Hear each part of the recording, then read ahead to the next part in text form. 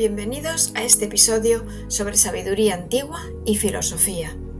Hoy exploraremos un pasaje del Tao Te Ching de Lao Tzu, el capítulo 24. La contraproducencia de la superfluidad. En este pasaje, Lao Tzu nos habla de algo muy profundo, que también ocurre en la práctica de la meditación. La tendencia de nuestra mente a forzar, a presionar, a buscar reconocimiento, a querer llegar más allá, sin darnos cuenta de que esa búsqueda nos desequilibra. Lao Tzu nos recuerda que cuanto más nos forzamos a ser algo, más nos alejamos de lo que realmente somos. Escuchémoslo con atención. Quien se sostiene de puntillas no permanece mucho tiempo en pie. Quien da largos pasos no puede ir muy lejos. Quien quiere brillar no alcanza la iluminación. Quien pretende ser alguien no lo será naturalmente. Quien se ensalza no merece honores. Quien se vanagloria no realiza ninguna obra. Para los seguidores del Tao, estos excesos son como excrecencias y restos de basura que a todos repugna. Por eso, quien posee el Tao no se detiene en ellos, sino que los rechaza. Quien sostiene de puntillas no permanece mucho tiempo en pie, nos habla del esfuerzo artificial. Cuando forzamos posturas o pensamientos, acabamos agotados, sin base. En meditación ocurre igual. Si buscamos experiencias especiales, si tratamos de impresionar, incluso nosotros mismos, perdemos el centro, el equilibrio. Quien da largos pasos no puede ir muy lejos.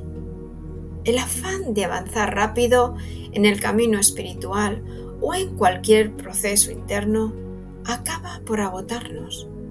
Lao Tzu nos propone lo contrario, pasos naturales, conscientes, sin prisa. Solo así la práctica es sostenible y profunda. Quien quiere brillar no alcanza la iluminación. En la práctica meditativa, buscar brillar es quedar atrapados en el ego. La verdadera claridad llega cuando dejamos de querer ser especiales y simplemente estamos presentes. Quien pretende ser alguien no lo será naturalmente. El deseo de construir una identidad espiritual, de ser alguien mejor, también es un obstáculo. No somos una idea de nosotros mismos, sino la presencia silenciosa, esa quietud que está más allá de toda etiqueta. Quien se ensalza no merece honores. La meditación enseña humildad. El progreso real es silencioso. No hay necesidad de proclamarse sabio. La sabiduría se revela sola en el vivir diario.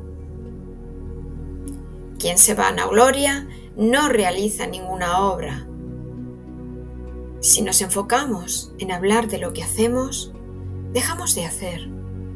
Meditar también es actuar desde la no acción, desde la coherencia y el silencio interior. Lao Tzu concluye diciendo que para quienes siguen el Tao, estos excesos son como restos que sobran. La verdadera práctica no busca destacar, sino integrarse con la vida. Por eso, quien realmente vive desde el Tao, lo rechaza. Esta enseñanza tiene una conexión profunda con la meditación. Nos recuerda que no hay que demostrar nada, no hay que apresurarse, no hay que forzarse a sentir lo que no sentimos. Simplemente sentarnos, observar, estar presentes y permitir que todo encuentre su sitio sin presiones, sin aceleraciones. Gracias por acompañarme hoy en este capítulo sobre sabiduría antigua y filosofía. Si encuentras útil este contenido, no olvides suscribirte a nuestro canal para seguir profundizando juntos y comparte este vídeo para ayudar a más gente a conocer un poco más de esta sabiduría y filosofía y darle a gustar si habéis disfrutado con esta sesión. Y nos vemos en el próximo capítulo.